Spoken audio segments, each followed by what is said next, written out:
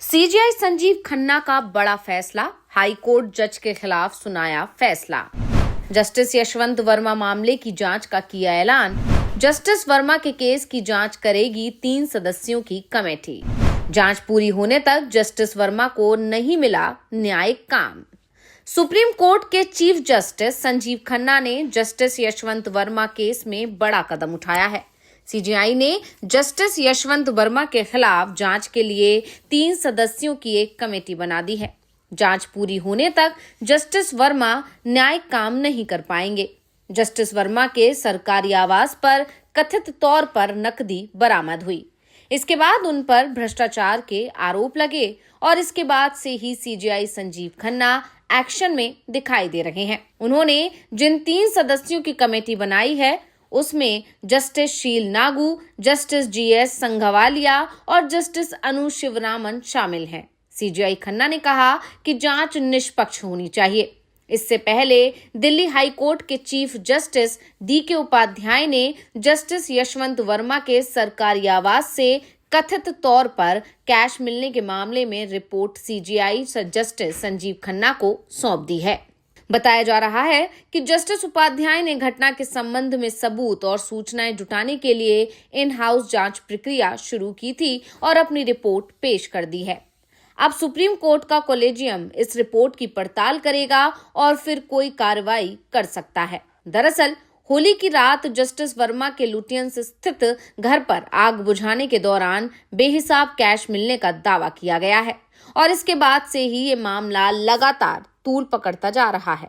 Times of India की report के मुताबिक 2018 में यूपी की सिंभावली शुगर मिल में गड़बड़ी के मामले में जस्टिस यशवंत वर्मा के खिलाफ सीबीआई ने एफआईआर दर्ज की थी। जस्टिस वर्मा 2014 में इलाहाबाद हाई कोर्ट में जस्टिस बनाए जाने से पहले इस शुगर कंपनी में नॉन एग्जीक्यूटिव डायरेक्टर थे। ऐसे में ये कहा जा रहा है कि जस्टिस वर्मा के खिलाफ कोई बड़ा एक्शन हो सकता है। इस बीच जस्टिस वर्मा के आवास पर मिले नोटों को लेकर भी लगातार अलग अलग खबरें आ रही हैं, जिन पर आज हम अपनी रिपोर्ट में करने जा रहे हैं चर्चा, तो वीडियो को आखिर तक जरूर देखें। दिल्ली हाई कोर्ट के जज जस्टिस यशवंत वर्मा के सरकारी आवास पर 14 मार्च को आग लगने की घटना ने कई सवाल खड़े कर दिए हैं। खासकर इस घटना से जुड़ी एक रिपोर्ट जिसमें वहां बड़ी मात्रा में कैश मिलने का दावा किया गया था, लेकिन अब तक ना तो दिल्ली पुलिस और ना ही फायर ब्रिगेड ने इस मामले पर कोई स्पष्ट बयान दिया है। अब सबसे बड़ा सवाल यही है कि अगर वहां कैश था तो वो गया कहां? घटना के बाद से जस्टिस वर्मा कोर्ट में अनुपस्थित रहे। चीफ जस्टिस डीके उपाध्याय ने इस मामले को लेकर टिप्पणी करते हुए कहा कि कोर्ट इस पूरे मामले को लेकर जागरूक है। वरिष्ठ वकील अरुण भारद्वाज ने चीफ जस्टिस की बेंच के सामने इस मुद्दे को उठाते हुए कहा कि इस घटना ने हमने से कई लोगों को झटका लगा है, इसलिए प्रशासनिक स्तर पर कुछ कदम उठाए जाने चाहिए जिससे ऐसी घटनाएं भविष्य में ना हो और न्यायपालिका की सच्चाई बनी रहे। हम हिल गए हैं, निराश हैं। भारद्वाज ने आगे कहा कि वो अपने साथी वकीलों की भावना व्यक्त कर रहे हैं।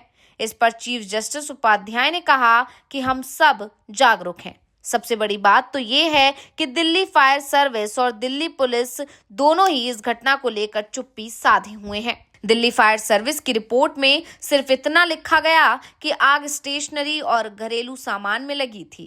दिल्ली फायर सर्विस के प्रमुख अतुल गर्ग ने बताया कि उनकी टीम ने आग पर कुछ ही मिनटों में काबू पा लिया था, लेकिन जब उनसे जस्टिस वर्मा के आवास पर कैश मिलने के बारे में पूछा गया तो उन्होंने कहा कि इस बारे में हमारे पास कोई जानकारी नहीं है। गर्ग के इसी बयान के आधार पर कई मीडिया चैनलों ने यह खबर भी चला दी कि जस्टिस वर्मा के आवास पर कोई कैश नहीं मिला और मीडिया में जो भी खबरें चल रही हैं वो पूरी तरह से फर्जी हैं। और इसके बाद दिल्ली फायर सर्विस के प्रमुख अतुल गर्ग की सफाई एक बार फिर सामने आई है। उन्होंने कहा कि मैंने ऐसा कोई बयान नहीं दिया है कि जज के घर कैश नहीं मिला है। अब हम आपको बताते हैं कि आखिर जस्टिस यशवंत वर्मा हैं कौन। बता दें कि जस्टिस वर्मा को 11 अक्टूबर 2021 को दिल्ली हाई कोर्ट का जज नियुक्त किया गया था। इससे पहले वो इलाहाबाद हाई कोर्ट में 7 साल तक जज रहे थे। दिल्ली हाई कोर्ट में वो 11 से ज्यादा कमेटियों का हिस्सा हैं। जिसमें administrative and general supervision committee और फाइनेंस एंड बजट कमेटी शामिल है। इसके अलावा वो दिल्ली इंटरनेशनल आर्बिट्रेशन सेंटर और Delhi high court legal services committee के चेयरमैन भी हैं।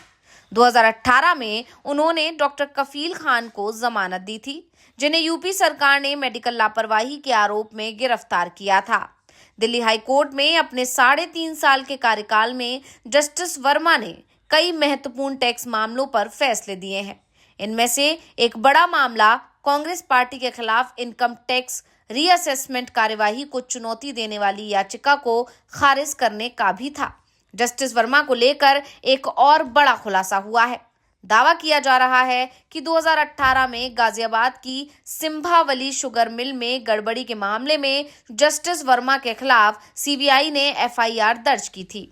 इस मामले में ओरिएंटल बैंक ऑफ कॉमर्स ने मिल में गड़बड़ी की शिकायत की थी। शिकायत में कहा था कि शुगर मिल ने किसानों के लिए जारी किए गए 97 करोड़ 85 लाख रुपए के लोन का गलत इस्तेमाल किया है। जस्टिस वर्मा तब कंपनी के नॉन एग्जीक्यूटिव डायरेक्टर थे और इस मामले में सीबीआई ने जांच शुरू की थी। हालांकि जांच धीमी होती चली गई। फरवरी 2024 में एक अदालत ने सीबीआई को बंद पड़ी जांच दोबारा शुरू करने का आदेश दिया, लेकिन सुप्रीम कोर्ट ने इस आदेश को पलट दिया और सीबीआई ने जांच बंद कर दी। ऐसे में सवाल ये भी उठ रहे हैं कि क्या इस मामले में रिव्यू पिटीशन भी लगाई जा सकती है और इसके बाद सुप्रीम कोर्ट जांच को फिर से शुरू कराने के आदेश जारी कर सकता है। वैसे इस पूरे मामले में सुप्रीम कोर्ट की तरफ से भी एक बयान जारी किया गया है। सुप्रीम कोर्ट ने इंटरनल इंक्वायरी तो पहले से ही बिठा दी है और इसकी रिपोर्ट भी सुप्रीम कोर्ट को मिल चुकी है। जस्टिस वर्मा के इलाहाबाद हाई कोर्ट में ट्रांसफर करने का प्रस्ताव अलग है। बयान में कहा गया है कि जस्टिस यशवंत वर्मा के आवास पर हुई घटना के संबंध में गलत सूचना और अफवाहें फैलाई जा रही हैं। पूरे घटनाक्रम के दौरान सुप्रीम कोर्ट कॉलेजियम ने जस्टिस वर्मा का वापस इलाहाबाद हाई कोर्ट ट्रांसफर कर दिया। हालांकि सुप्रीम कोर्ट ने अपने बयान में ये साफ कहा कि जज के बंगले से कैश मिलने की खबर और उनके तबादले का आपस में कोई संबंध ही नहीं है। इस मामले में पूर्व जज और कानूनी जानकारी भी बेहद सख्त फैसला करने की मांग कर रहे हैं।